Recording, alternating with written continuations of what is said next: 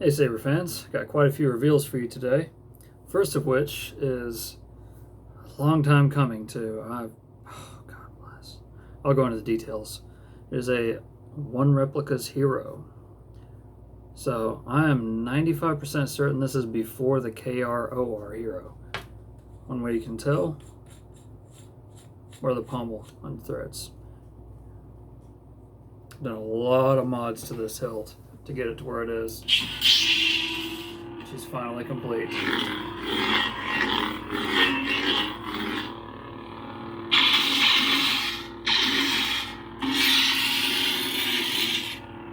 Color changing on the fly.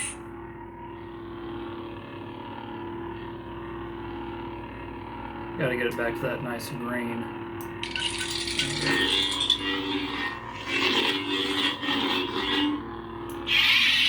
So what do I have for the music on this font?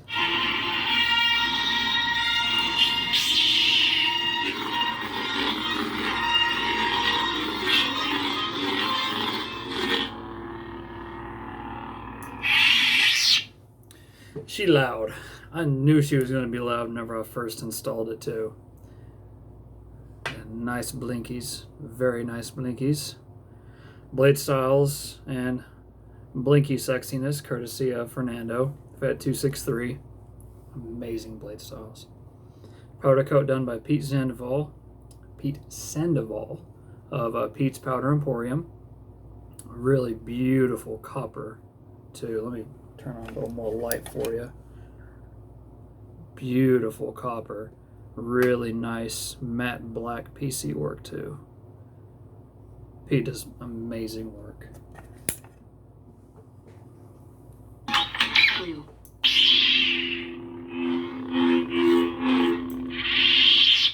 Of course, Proffie 2.2, 28mm bass speaker. This takes the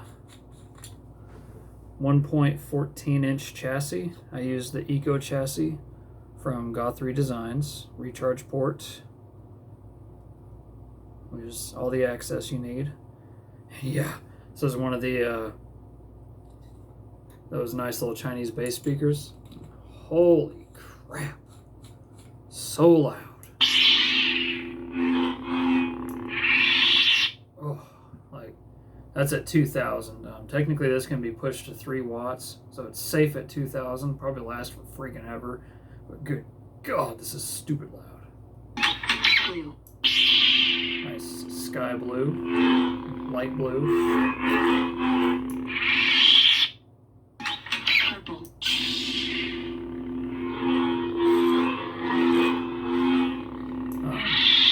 Another shout out. The first font was Eton Crystal from John Darrell Donato. He has some other really cool fonts, particularly his Executioner's Maul. I love that. Next fonts are Kyber Phonics Kyber Workshop. Amazing work. And also the last fonts are by Alex Redman. It's the prototype fonts and the Cyber Project. Yellow. I love the Kyber's Workshop fonts too.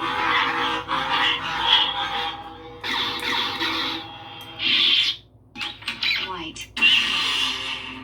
Let's change this white a little bit.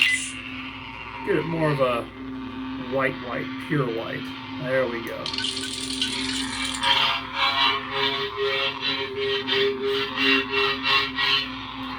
So much more fun swinging it. So much more fun swinging it from side to side versus front. You know? I feel like I'm gonna hit one of my computers, you know, one of my screens. Green.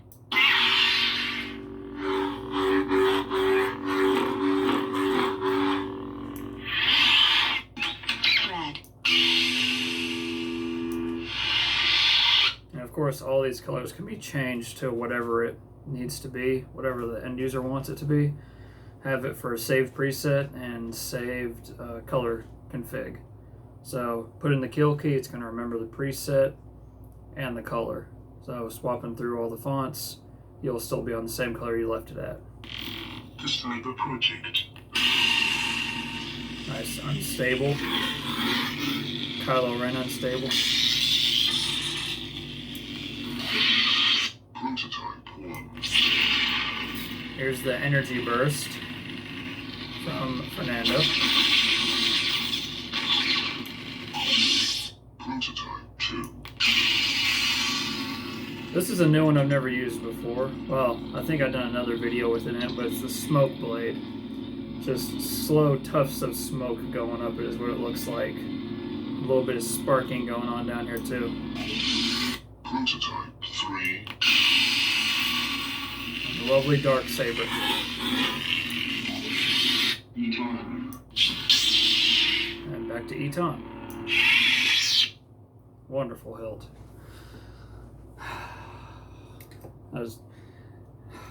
I had never seen one of these for sale before. Found it on eBay. That's another thing I did. Uses standard blades. Any of y'all know anything about me, I would love to see more implementations of standard blades on thin necks like this.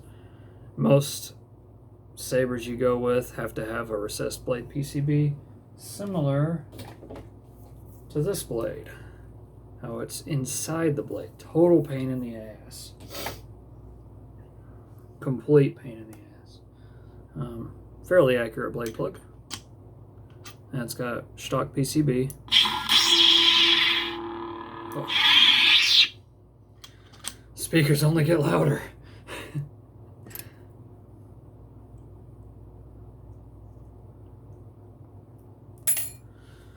You know, whenever I first got this, the blade plug did not have a little set screw in it.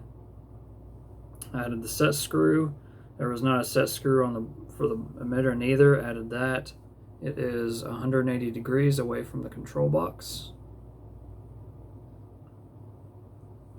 I cleaned and polished it up fairly well. I also polished this section for Pete to paint. There's a small little chip right there you can kind of see. Minor weathering. Polished up this entire section, including the control box. I used a, I can't remember how I got this little plate right here. I got it from, I believe, KR Hero that I bought. There was an extra plate. And oh no, this is the plate that came with it. Yeah, that's the plate that came with it. It's the LED, the acrylic LEDs that came from a KR Hero set. So thankfully those fit almost perfectly. Had to sand down a little bit on the edges of the triangles. These are threaded screws. Some 080 countersunk flathead screws. It's a sloth furnace clamp card. Nice blue trace. Real copper, will tarnish. Kind of see the red bleeding through a little bit down there, but green doesn't bleed through at all. I had to modify this significantly for, I'll pull out the chassis a little bit so I can show you the feedback on the switches. Had to modify it for this to be switches. So originally there's no holes there or anything. You have to do it yourself or use this for the switches. I've never really cared for that. I prefer this. So bottom is activation, top is auxiliary. You can hit them both at the same time for color swapping. Now the pommel. The pommel was a job in of itself. I am 95% certain that this is cast aluminum. Total pain in the ass to polish. It was rough. It was very rough when I got it, because it was, yeah, it was very rough. I did use a TCSS pommel insert, but yeah, there was rough edges all over the place. I sanded and polished this for hours. See if I can get a decent clear-cut view here for you. Maybe some light will help.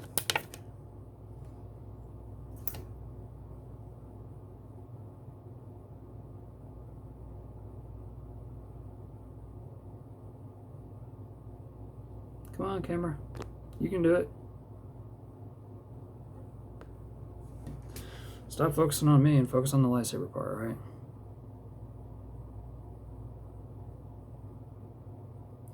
Anyways, you can see there's still some rough, like you see that little line right there? There was that like all the way around. I spent many, many hours sanding, polishing this. Turned out pretty good. You can even see from the inside, it was pretty rough originally.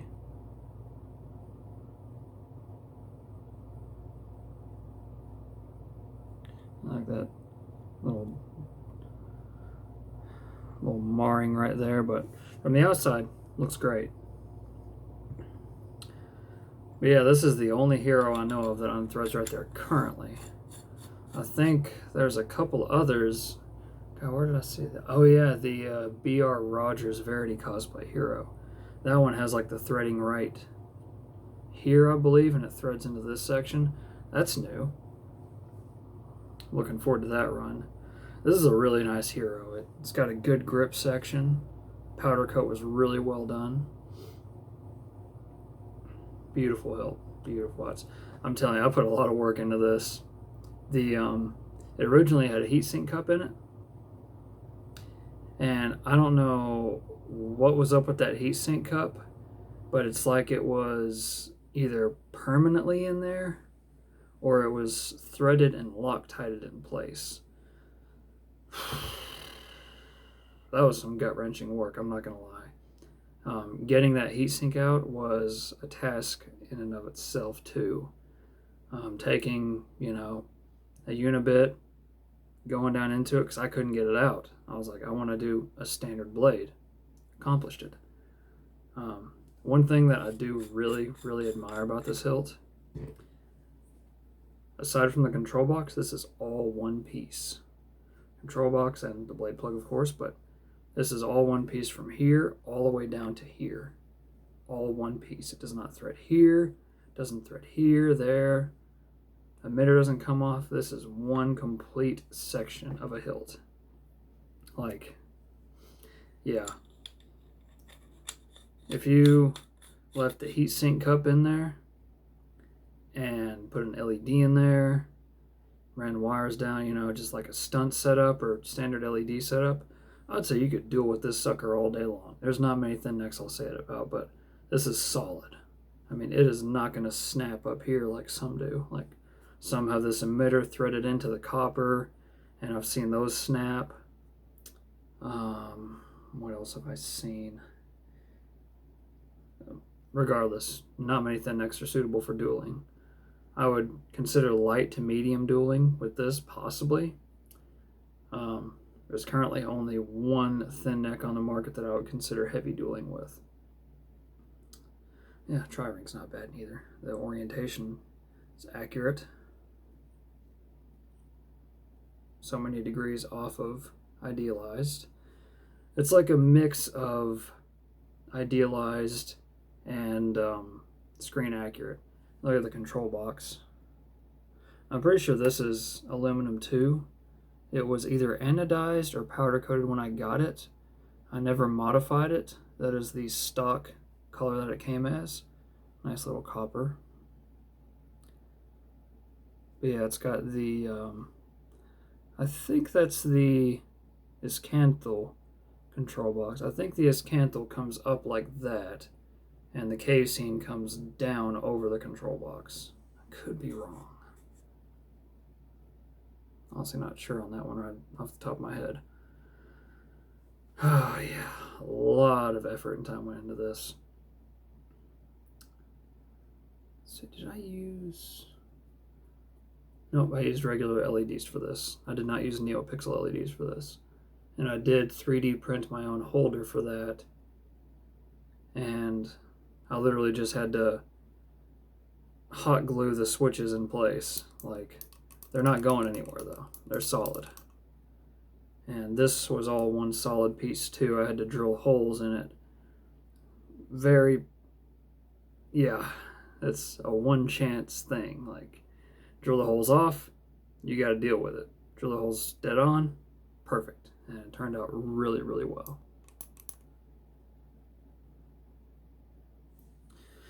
So yeah, that is, I highly doubt I'll ever come across another one of these. This is the only one I've ever seen up for sale. It is a very nice hero. kind of in a league of its own because there's none other out there quite like it as far as the construction goes. Most heroes I see thread, here or up here on the copper, since it'll be real copper instead of powder coated. Here, down there, it's all one freaking piece almost. Like, I could see one Replica's doing a super stunt model similar to this, since one Replica's made this. I feel like, yeah, whenever I got this, it was completely bare aside from the control box. Like, it's come a long ways. A lot of time and effort went into it. Beautiful hilts. And yeah, that concludes it for that one. I have a few other more reveals to do today, and hope you enjoyed the video. Until next time, may the force be with you always.